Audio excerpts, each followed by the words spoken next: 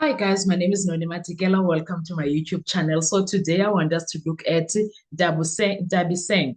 Her name, Dabiseng Muketi's testimony. Do you guys remember? Dabiseng is the lady that was sitting in a car outside when Senzo Meyiwa was shot and killed back in 2014 on the 26th of October. Do you remember her? The lady that Uzandile ran into her sister's house asking for help, leaving all the cell phones in there. Yes, that one. You remember her now, I'm sure. So Ndabiseng Muketi came in court to give the account of events that happened outside the house, the things that she heard, the things that she witnessed, etc., etc. But before we do that, guys, please make sure you do not forget to like, to share, to comment, and most importantly, please make sure you are subscribed on the channel. Please make sure you are watching the videos up until the end and you are watching the ads that are coming through. When you are doing that, you'll be supporting this channel financially and in numbers. Thank you so much. I really appreciate you. Now, let's do a deep dive into Dabiseng Moketi's what you call testimony. Now, first things first. First, you know what? The Meyiwa case, guys, the Meyiwa case, son. Number one, let's talk about the co-positioning problem that we have with Ndabiseng's witnessing, being a witness J on that J alone. From the outset, Mukedi presents herself as a neutral peripheral witness. That's what she does. She started like that. And the problem, her testimony behaves like that of an insider, emotionally, defensively, selectively. That mismatch is very vital. That mismatch is very vital, and it's screaming, I was coached. I was told to act like this. I was told to do this. I was told to behave like this. That is what it's screaming, Kesanalam. I don't think we are Ugel understood the acting. She failed that class. As I'm the acting because my goodness.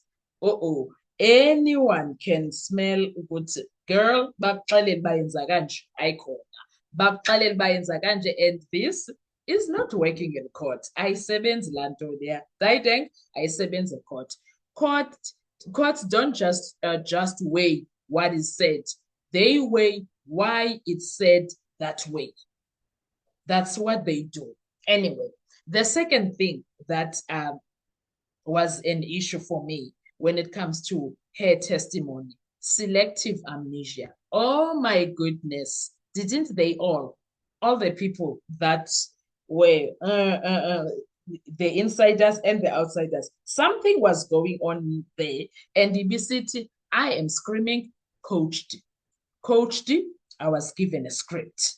Anyway, precision when convenient is a problem, guys. It is. This is the most damaging feature of her evidence. Whether she likes it or not, whether the states likes it or not, the bottom line is that there was a pattern that needed to be observed when it comes to Ndabiseng. It was crystal clear, okay? The crystal clarity on facts that support the state narrative was so out there. It was so out there. It had to fit. She saw people running. She saw dreadlocks. She saw 3 men, 2 men, hey, whatever. And then she heard gunshots, 1, 2, 3. Yeah. And the sudden memory, the sudden memory loss. That erosion was on timelines, sequence of movement, who said what and when, inconsistencies raised and across. There was a lot that was happening with her. At once, it was just too much. It was just too much. And if she thinks she ate, we are pambani. Girl, upambe, because sanala, lanto you failed dismally by actor. You did. And this is not ordinary forgetfulness, it's directional amnesia, memory that collapses exactly where pressure is applied. Every time it defense was like pressing on, she was like, I don't remember. Ma'am, no, you were flowing when you were doing evidence in chief, What you mean now, all of a sudden you are forgetful? We saw right through you, ma'am. We saw right through you. Courts are supposed not to treat that as conscious evasion, but they are supposed to, in fact, courts treat that situation, all of that behavior that she was doing there, as conscious evasion, not weakness. Ne? She was very much aware of what she was doing. She was intentional. Okay, also the third thing that was a problem for me when it comes to her testimony, internal contradictions within her own version. She had a lot of that. She had a lot of internal contradictions within her own version. And ugirl akaqaphilanga nokuqaphela ukuthi that was happening. I hope Ubaloy was giving them feedback after every day. I hope, or after every cross examination, umuntu ebezitholele feedback because girl, you failed. Girl, you failed this man. You failed. Her evidence contains micro contradictions that compound one events described as things that were happening later became sequential at some point. I don't know if you guys noticed that. Descriptions of who was present subtly change. J. Estubane. Emotional reactions escalate or shrink depending on questioning. I don't know if those things you guys noticed when it comes to her. Saying. Lonto leyo alone, it gives us into yokuthi Mugel, you are in this. Phakathi inside. You are there when you are there, phakathi inside, and okay, and each shift may appear as if it's a minor thing. Together, they form instability, whether they like it or not. Credible witnesses don't recalibrate. They are reality meet testimony. Reality meet testimony. They say things that they know happened as they remember them, not what was happening with that girl. I don't know whether she's an older person or I don't know, but she sounded whatever. And that's not my interest. Right now, what she did in that witness box for me will still shock me for life. Okay, it's still shocking to me. Number 4, reactive testimony under cross-examination. Let's deal with that. A key credible maker is a credible maker is a demeanor under pressure, is your demeanor under pressure. Muketi's response pattern: defensive posture, argumentative tone, resistance to yes or no framing, attempts to explain past the question. Oh, girl, everything that she did there, this signals control anxiety, fear that the narrative is slipping. She could see at some point, she could understand the I tried here, and judges notice all of that. They always do. Even Judge Rata, he did notice all of that. Oh, he did. Forget about him and how he is, his attitude and stuff, but he noticed all of that when it comes to saying. Number 5, attitude problem. Yes. One thing about the state witnesses, guys, attitude problem from witness to advocates, the defense advocates or defense lawyers. Yes, the attitude problem that we suffered. Oh my Lord, it's like someone trained them and told them, disrespect the hell out of these people when they are cross-examining you. It's like they were told that. At moments, Muketi crosses an invisible but critical line. She stops testifying and starts justifying things. That is devastating for the state case, whether we like it or not. That's what she did back then.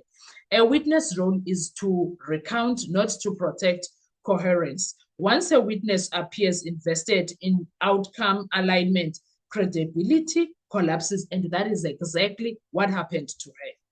I'm not a lawyer. I was just a bystander. I was just watching this case, but I could see, I could read between the lines.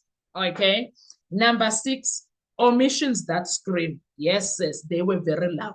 The omissions They were very, very loud. Some of the loudest problems are what she does not say. No spontaneous clarification when confusion arises. No proactive correction of contradictions. No acknowledgement of uncertainty. This creates the impression of managed silence, not honest recall. She was intentional again. That is why I'm saying all of those things, they were screaming coaching, script writing, script reading, script remembering, and she tried to cram things. Do you understand? So all of those things were screaming very loud. And girl, she was not doing justice there. Oh, she was not doing justice. She was just failing from point A to Z. Number 7, comparative damage against other witnesses. Let's deal with that. Placed alongside other state witnesses, Undab-Seng does not stabilize the case. She destabilizes it. That's what she did. That was her core business. I don't even think Ubaloyi cares to even hear from her. I don't even think I'm Kota, even when he is doing his heads of arguments. I don't think he will touch on that. Besides, Ubaloyi fails when it comes to arguments. He's not good on that. Instead of corroboration, we got narrative overlap without consistency, emotional tone mismatch, timeline distortion. She added noise, not clarity. That is all what that she did when it comes to her testimony for me. That is how I feel about what she did. Ne? So let's look at the legal consequence, weight, not admissibility. Her testimony may remain admitted, but its weight is severely discounted. In plain terms, yeah, it is unsafe as standalone evidence. It is dangerous as corroboration. It is vulnerable on appeal. A reasonable court cannot lean on evidence that behaves like that. It can't, not at all. So in a nutshell, Damiseng Mukhwezi does not come across as an independent observer, a reliable narrator, a calm truth teller under pressure. She comes across as selectively cooperative. She comes across as narratively defensive, credibility compromised, and in a case already under scrutiny, that is catastrophic. There's nothing else you can explain about it, because that is exactly where she failed, and she failed this man. What are your thoughts when it comes to Damiseng? We are going to further do other videos, but please make sure we have a discussion on the comment section. Thank you so much. I will see you on our next video. Bye-bye.